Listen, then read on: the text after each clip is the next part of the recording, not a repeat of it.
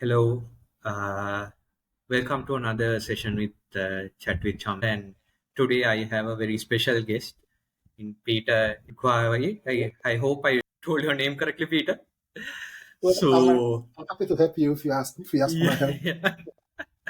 So I will call him Peter. So Well, that's we've fine. been known each other through LinkedIn actually, and we've been connecting and sharing, exchanging ideas and discussions on business analysts. We are both from the same profession, so we've been sharing knowledge and experience with each other for some time now. And I thought to invite Peter for a session to share his knowledge and experience related to business analysts with all of you, and what is his take on business analyst as a profession and as a career. So, Peter, before we start, why don't you give an introduction about yourself to the audience, Peter?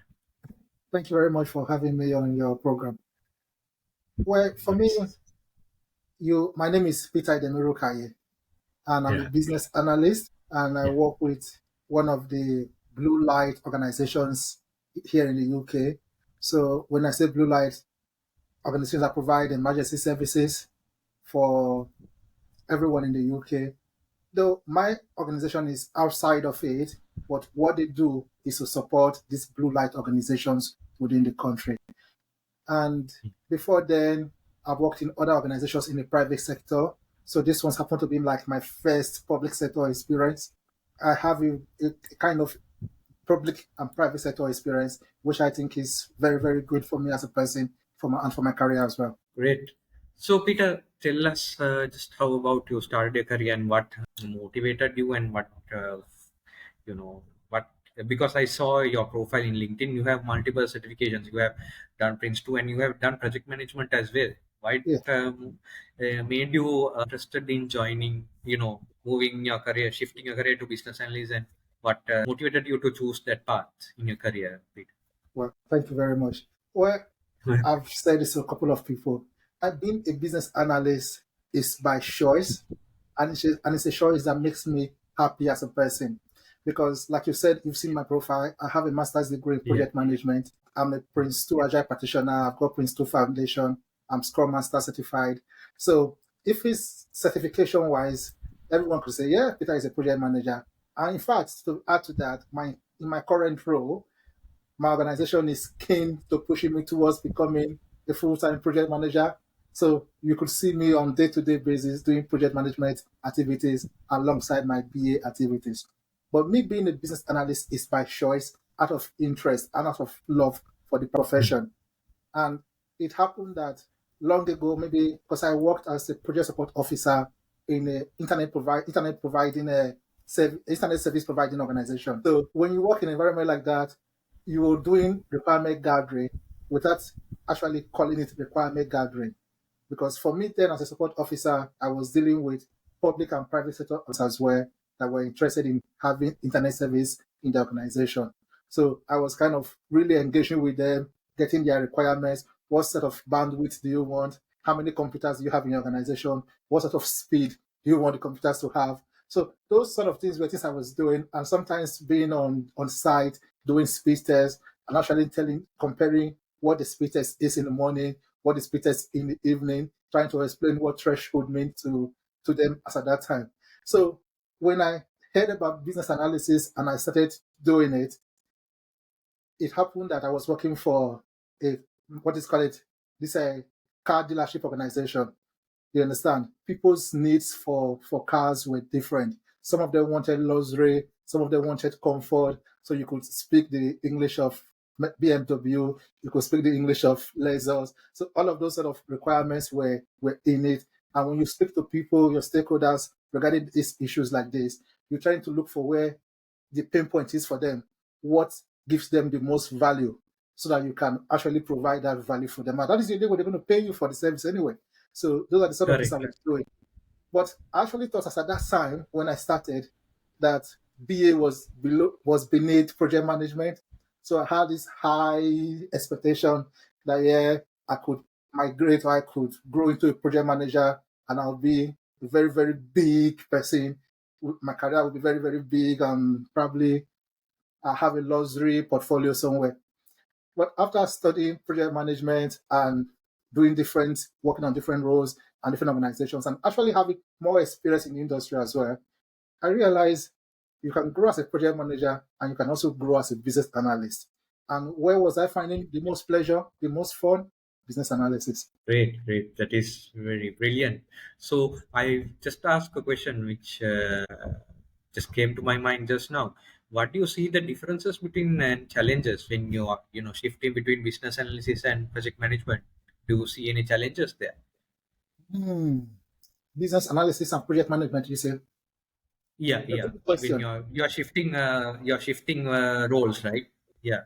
I've already shifted. I've shifted for a couple of years All now. right. So, Okay, great. but the challenges again, there are no more challenges, but it depends on your personal skills. You understand? So, what do you enjoy doing? Do you enjoy taking responsibilities for things, or do you enjoy focusing on the task at hand? So, when you look at personality styles for people, some people are very amiable, some people are very introvert, some people are extrovert. So, let me speak on one style, for example, somebody who is amiable, somebody who tends to say yes to most of the things. You're not going to do well in this profession, be it as a BA or as a project manager. Because at the end of the day, you want to focus on your task, but you also want to be very confident. You also want to be very maybe user centric, or you also want to be very fact driven. For instance, people say data is the new oil today, for example. Correct, So correct. if you're in business analysis or you're in project management, you want to be fast driven, data driven to back up whatever you're saying. So when you look at the shift between both, the project manager is probably most of the time not actually doing it. It's not actually hand on with doing this task. But however, as a business analyst, you have that luxury, that opportunity of dealing with the data firsthand. You understand? Yeah. Firsthand, dealing with Mm. the requirements firsthand. So when you get those requirements from the stakeholders, you could actually see that this is something that will bring joy because when you were eliciting it, it really appears as a pain point to the stakeholder involved.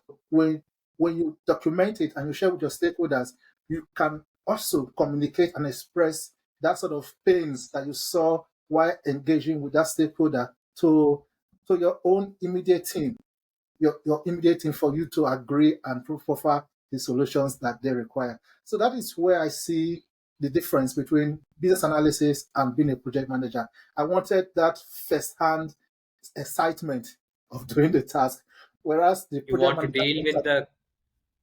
whereas the So project what you're manager, saying is, yeah. yeah, So you don't want to stay in the back seat. You want to deal with the customer first and look I at want to them be on meeting the the customer face, the first-hand. face. Do you Yeah, yeah. understand? Whereas at the project manager, you're just waiting for that information to report it. You understand? Yeah, Either yeah. to report it or maybe some people say it in the Scrum way, clearing the roadblocks for the business analyst. But I'm more interested in getting that first hand encounter with the issue Understand. at hand. Great, great. Thank you, Peter, for that. Yeah, Yeah, that's what I also enjoy that part. When you talk to the client, you can look into their eyes and you can talk to them and yes. try to see. You can see behind the scenes, right? What I'm saying is sometimes what they speak is not what they want. That's No, where we come in and ask, is this actually you want? Is this what you really want? Right? yeah, So that clarification, I think that clarity only a BA can take from stakeholders. That's what I also feel. Then yeah. only you can help the developers and all the rest of the teams to get the correct solution now, isn't it? Because Right. you have been able to absorb that first encounter, that pain point from the client. Great, great. So, what are the trends you see as in modern day business analysis, Peter? What sort of trends? I have another question to you later. So, Hmm. what are the other trends from your experience, what you have noticed when it comes to the profession of business analysis? Well, you know, the major one that I see, for example, I'm going to talk about two, but the major one that I see, for example, is on the part of employers. You understand? People want a one size fits all business analyst.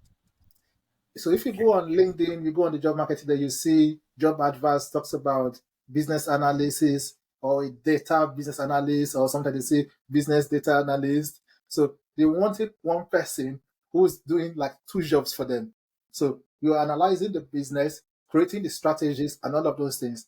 But they're also telling you, we've got data. We want you to also clean this data. We want you to also provide visualization with this data for us so we can make fast-driven decisions. But Correct. in some larger organizations, you could see that these two roles are different. They are divided. So you as a BA, you are focused. You as a business analyst, you are focused. But with these new trends of startups going, they want a one size fit all. So that is one trend that I see that is going on that will require BAs to really up their game and learn new skills and learn new technology. And you talk about domain knowledge again. You see different domain issues. Some people are, some roles are not very specific. They say maybe something like Salesforce business analyst, ServiceNow business analyst, ITSM business analyst. You see, people, some of the roles are now becoming very, very specific. So that is another trend. Then on the other hand, if you look at my LinkedIn, I wrote an article about the use of resource audit and portals as a business analyst. So what I was actually talking about there is the fact that the business analysis career path is not open for everyone. There is not so much awareness about it compared to a few years back when I entered into it. Anybody could could graduate from school today and say, yeah, I want to become a business analyst. So I tend to use the resource audit in a way that as an individual who is interested in this career path, you audit yourself first. Do you have the skills? Do you have the time? Do you want to put in the time to get the required skills for this? Because on the other hand of things, you got Porter 5 forces. Porter you look at, there is no barrier for new entrants. Anyone could wake up today and say, yeah, I think I should be a business analyst now. I'm good to go. Yeah. And or they migrate from their previous career and migrate into business. Because there are lots of people thinking they could do what business analysts do. So what is it? Even though they are not business analysts. Then you look at the competition. You look at all of the elements of Porter's 5 forces. The competition is very high. Employers are not looking for, like we talked about the new trends, they're not looking for a one size fit all on one side. So at the end of the day, if you want to remain a business analyst or you want to come into this business analysis career, you've got to audit yourself. You've got to be ready for the new technology, the new things that are coming up on a daily basis, just so that you are up and You're going, correct. you're ready You're for correct what the on day that part. comes. That's the thing. You have to be ready, and I think there is a common norm that anyone can be a business analyst. But if you look into it deeply, it's more than that, right? You have to have those skills. You have to put that time and have that skill to put the time and effort to learn it and apply it to the business as it Yeah. requires, right? Otherwise, you won't give the right solution out, and in the end, developers and the QAs, No, those you guys will fall into trouble if you're not giving the correct requirements to them, isn't it? yeah. It's great. That's great. Thank you, Peter. That was a very nice answer for my question. So, what do you think about AI's impact to business analysts? Now it has become a really huge trend, and you must have seen people are using ChatGPT to help them with writing requirements, Mm, generating use case diagrams and sequence diagrams. They are using that. I yeah. know that they ChatGPT or any AI tool, they can't replace our profession, but you need that support. But with that tools growing, and it is being fed with lot of data sets and lot of information. What do you think of how it will impact the human aspect of business analysis, and Mm. how it will impact it as a profession to us? What are your thoughts on those, Pete?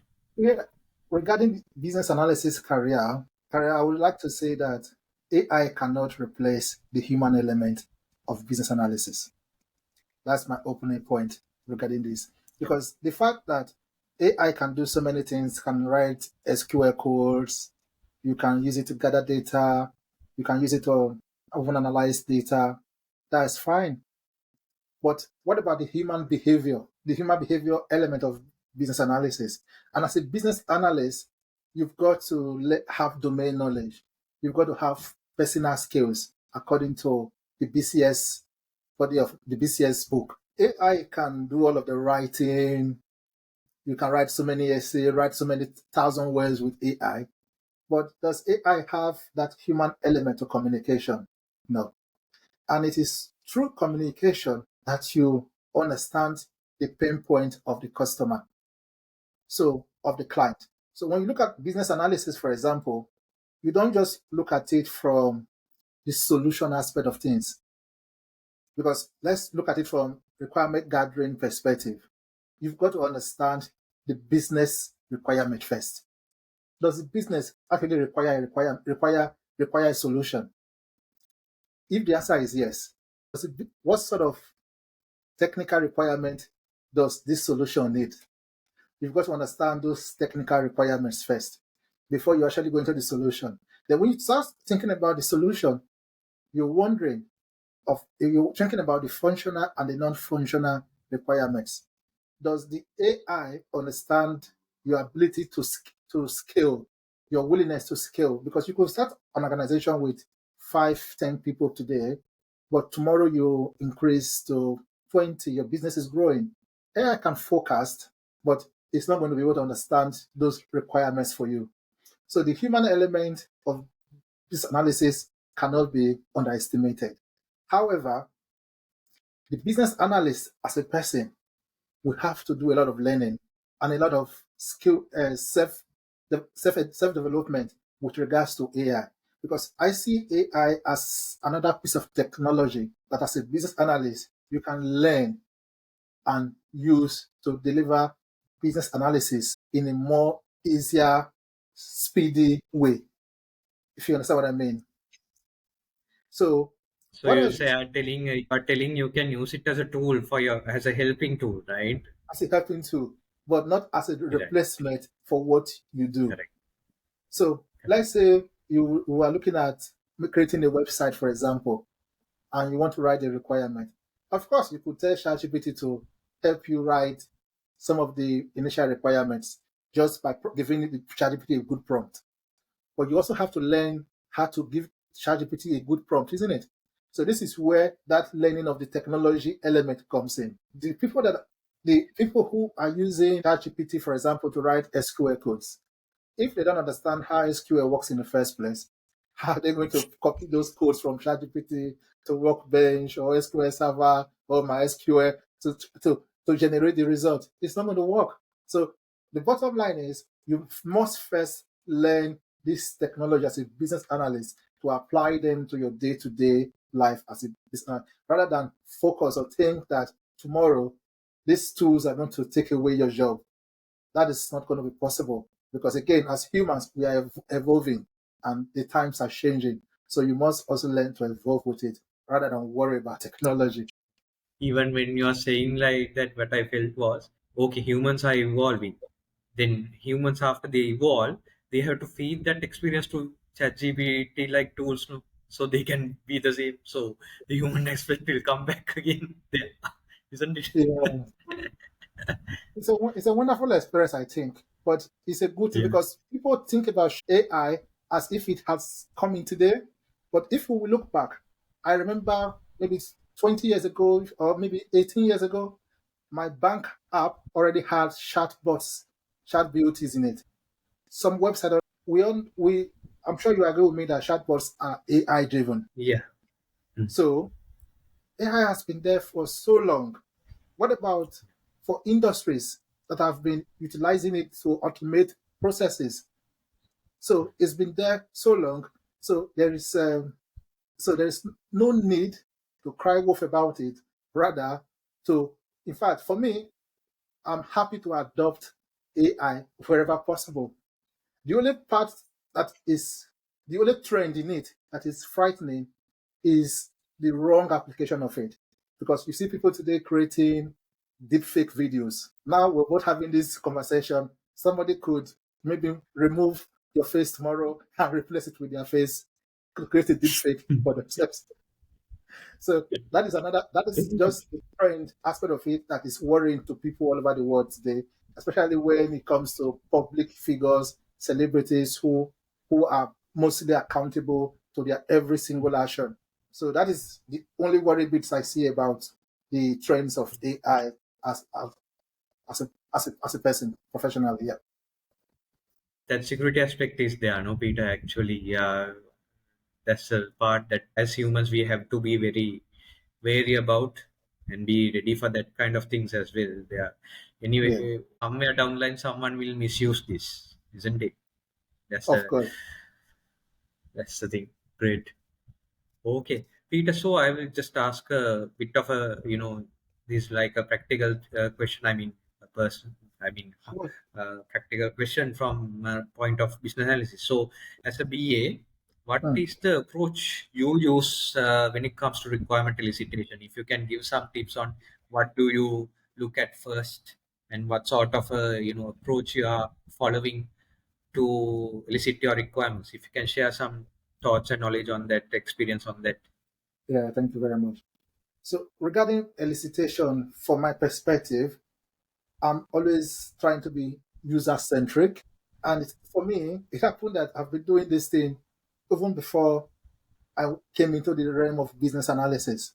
Because, like I said earlier, I started my career eliciting requirements for businesses, public and private sectors who required internet services. So there were times where some of them were like, my internet is so bad, all of my customers are complaining, or sometimes it's in the public universities, institutions, and they're like, we can't even send a mail, the whole system is down. Right from time, this is like, say, because I worked 10 years in that space, so this is going over 16 years now. I've had that understanding that if you want to solve a problem, it's good that you go to the source of the problem. So when you go to the source, people who are more interested in lean, they'll say that is it the gamba work or something like that, where you go to the actual place of work, the environment, to see what is happening. Since then and up till now, which is something I've adopted till now, I like that interaction with my stakeholders. So when I'm engaging with them, I'm also monitoring my expectations. My expectations. People are different. There are personality styles as well. So I'm managing my expectations. I'm managing their own expectations. How am I doing this? I try to understand their their personality styles and see how I'm engaging with them and giving them, trying to provide facts from what I know and from what they are sharing. So let's say I was working on internet. I'm trying to provide internet for a client, for example, just talking about some technical requirements here. And they're like, our systems are not browsing or the internet is very slow. Obviously, that is very generic. So the way What to do you solve think? Why it is slow? What are the reasons you are seeing why it's slow? You why have is to, it so? yeah. So you're going to give me a question. And some people say this is how you use the five whys approach. Why is it slow? Because there are too many people using it. Why is this? Why are there too many people using it? You keep going until you get to that final five why or that final spot. And when you know these things, you can begin to analyze it. Is this slowness as a result of having peak and off peak period? Because some service providers they have off peak and peak periods. Or is it just slow that you are using this least bandwidth and you are trying to watch some YouTube videos? So, so you've got to be fast driven with your customer because so every problem, or some people say problem shared is half solved. Once you are able to make them help them share that problem, the way that you understand it, the way you can document it properly and share it to someone else, probably a 4-year old, as somebody will say, will help you understand it and will help you try to create the lasting solution that they desire. But in summary, I'll say in eliciting requirements, it's good that you understand your stakeholder, you speak with them, you understand their problem. If possible, assess the problem from the root cause, document and analyze the best approach to it with them in agreement with you. Not in silo, not alone, but at least with them, so that you can provide a solution or you can resolve it in a way that makes them happy because at the end of the day, whatever you're doing is to make them happy, isn't it? You're trying to be Correct. client focused or user centric. So who is that user or who is that client of yours that you want to make happy? You need to engage with them, get to the bottom of their problem, and create a solution that's going to last. That's going to make them empty their wallets for you. Great. Superb. Superb. That's really nice. Actually, yeah, that's what I think. Any new BA who's listening to you and watching you right now, I think they can learn a lot of things from you, from what you Yeah, just said right now. That's a really nice explanation. Thank you, Peter, for that. you're welcome. So, what I wanted to ask you now, this is something what I have also come in my experience as well. Something people will don't focus a lot, which are the non-functional requirements. Even when I do business analysis as well, the that is something the users will not explain. That is something you have as a business analyst need to ask them and get it from them because they don't Mm, think about it, right? yeah, So what sort of prominence and importance do you give for non-functional requirements in your area of work, and why do you think it is very important to identify them as a business analyst going forward when giving the right requirements to the developer to develop? yeah. So I'm trying to think of the best way to explain it. The approach I'll use is going back to the beginning, for example, of the root cause of the problem. And when you have a problem you're trying to solve, you probably want to check if that problem solves the business problem as well. So sometimes when we're creating a solution, we don't go back to the organization, we'll focus on the solution. And so what do I mean? Most businesses have a business activity model. They have a business model canvas. But I'm going to focus on the business activity model because it's somewhere you see the business requirement. And if you apply the business activity model properly, it spreads like a mind map where you see it opens up. You see the requirements that have been accepted by the business. So when you're trying to create a solution, you are going to identify the functional and non-functional requirements that aligns to the business activity model. They are great. They are great ones, which is somewhere people talks about. I'm not going to go into that anyway. But the functional requirements and the non-functional ones should align to the business activity model. So if you're focusing on the non-functional requirements, for example, maybe you're talking about role-based, you're trying to focus on scalability or flexibility of or the security of the system you're working on, or the role-based. Let me focus on the scalability and the flexibility of the system, for example. What do you want to gain out of it? Do you see the business improving over time? So that solution must meet those criteria that you have in the business activity model for it to work. So this is one place where you have specific KPIs that you have agreed upon earlier.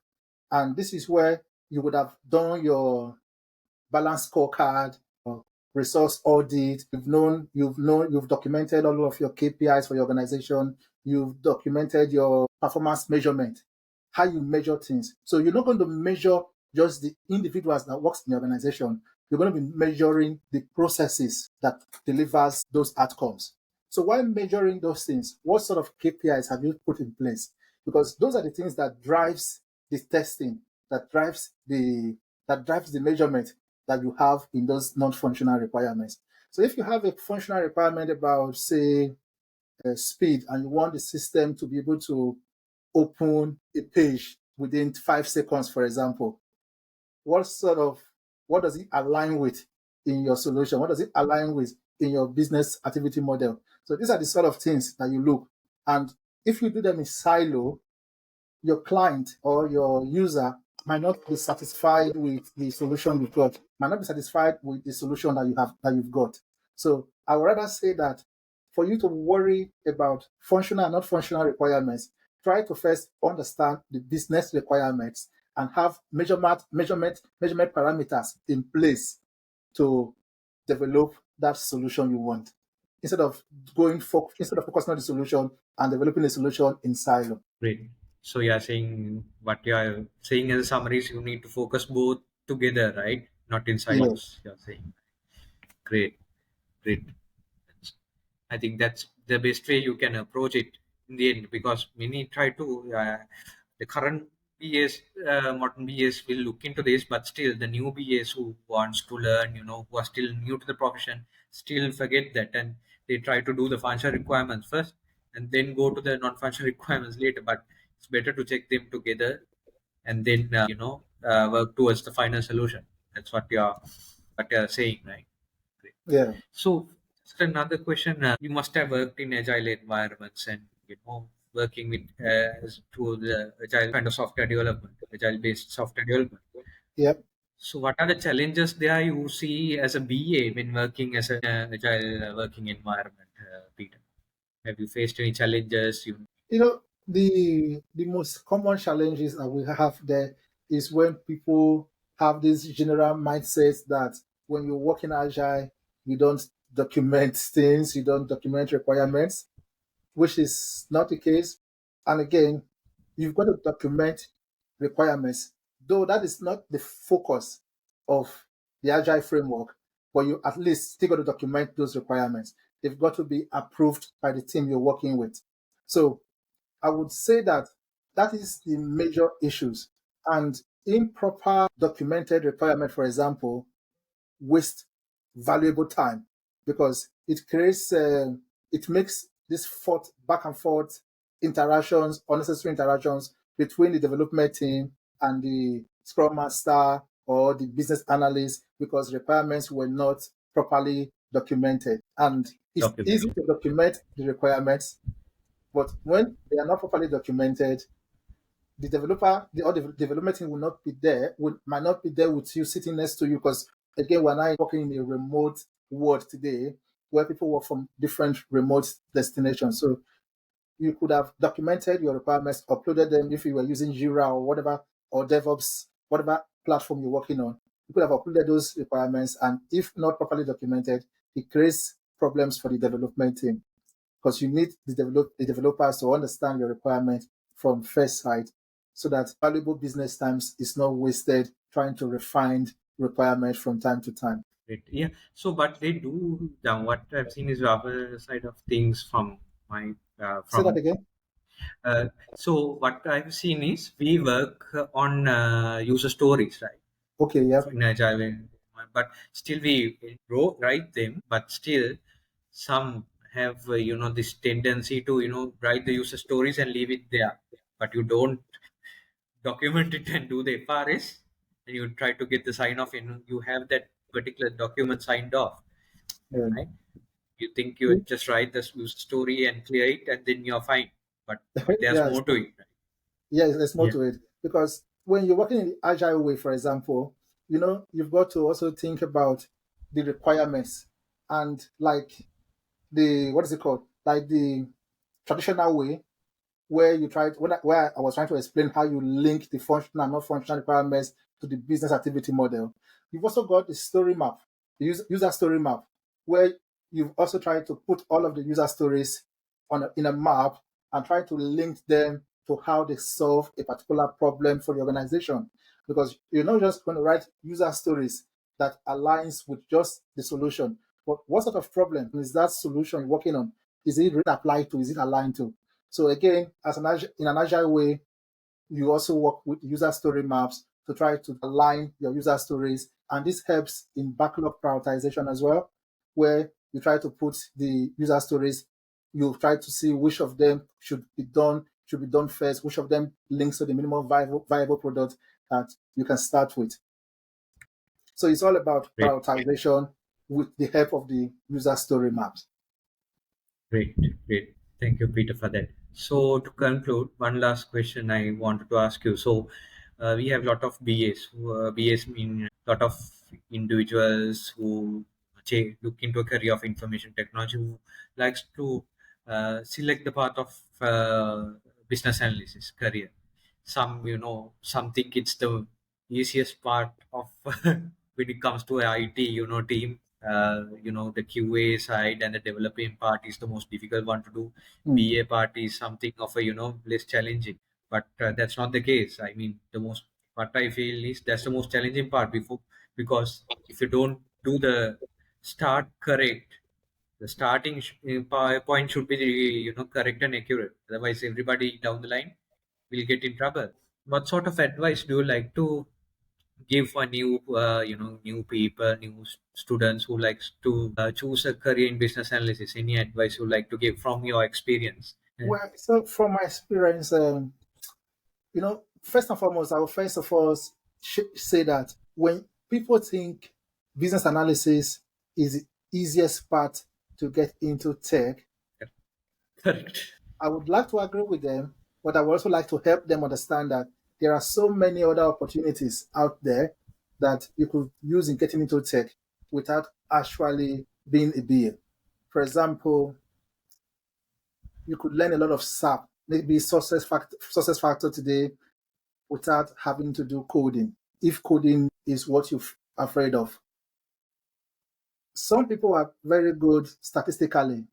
They're very good with mathematics because probably in their high school, they've done this pie chart, histogram, which is the way data analysis produces visualization.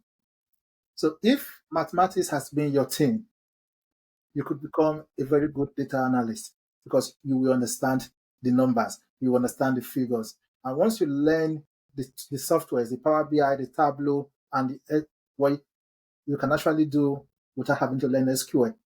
You could focus on Tableau, and because I've actually seen people who also work Power BI and Tableau without actually worrying about SQL. So what am I trying to say? You could get into tech in various ways. You just have to learn how to get in. But if you get into tech by whichever means you get in, remember that the trend the trend is that the market is open. There is no barrier for new entrants.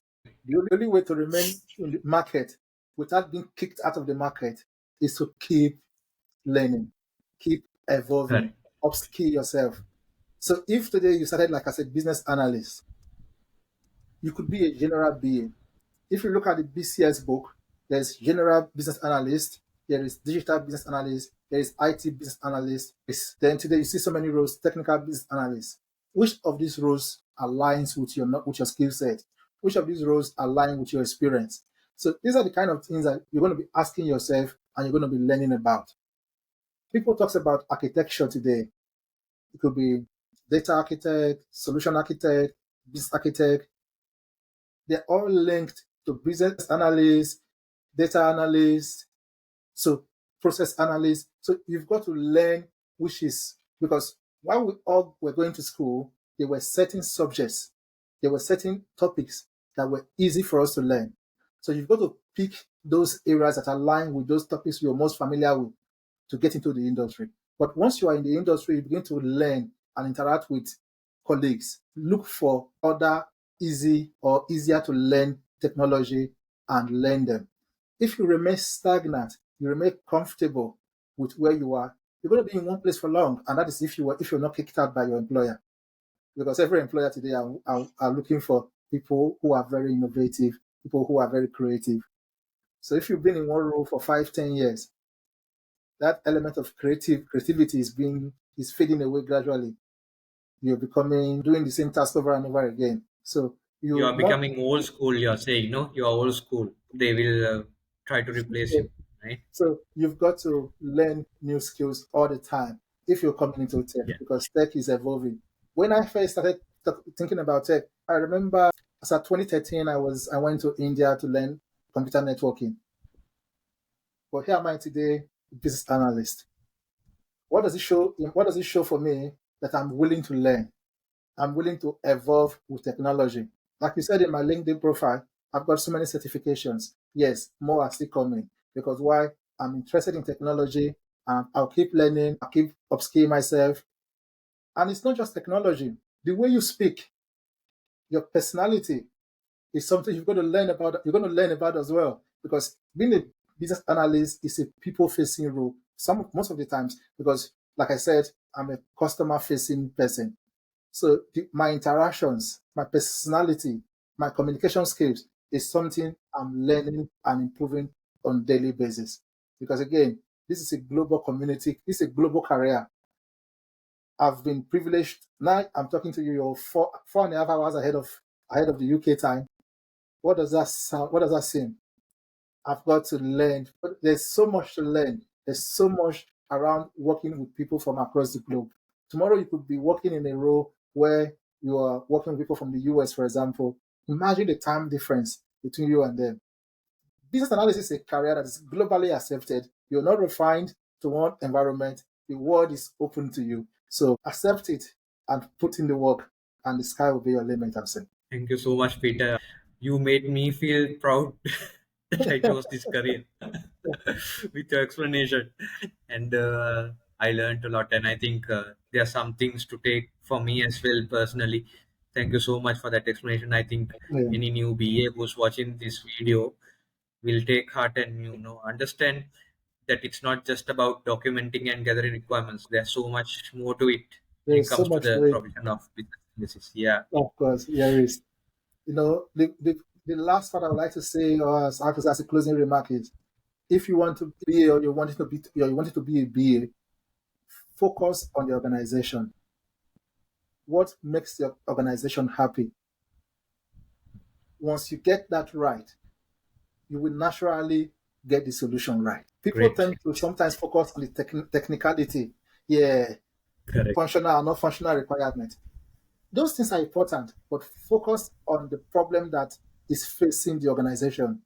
Once you get that right, you will generally get the rest of it right. Thank you so much, Peter. And with that note, today's chat with Chamindra has become a very, very insightful session Yeah. for the BAs. I think anyone who watched this, I think it's not just for the BAs. I think IT person who's into information technology, any profession Mm. related to information technology, they can get learning from Peter's ideas. I mean, anyone, even a QA, even the developers, if they focus on the organization goals, they can deliver the best solution the Yeah. organization wants, right? Yeah. So with that note, thank you so much, Peter, for your time. Thank you for joining. I know it's you are just finishing work at office, and uh, it's been a very hard, where I must be a very hard week for you with all the work. Thank you so much for accepting my invitation, and Well, thank you for having let's me. keep our engagement going on LinkedIn as well. And I hope I suggest anyone who's watching this conversation, I will share Peter's links, LinkedIn profile link with you in behind with you guys. So just connect with Peter, learn from him, learn, talk with him, engage with him. You might be able to learn a lot as he shared some great knowledge within this short conversation we had today. So thank you, Peter, and I Thank wish you you very all the much. very best with all your endeavors. And let's connect again soon and keep in Okay. touch. I look forward to it. Thank you all the best and wish you a super weekend ahead. All right. Bye bye. Thank you, Peter. Bye. Take care. Bye. Cheers.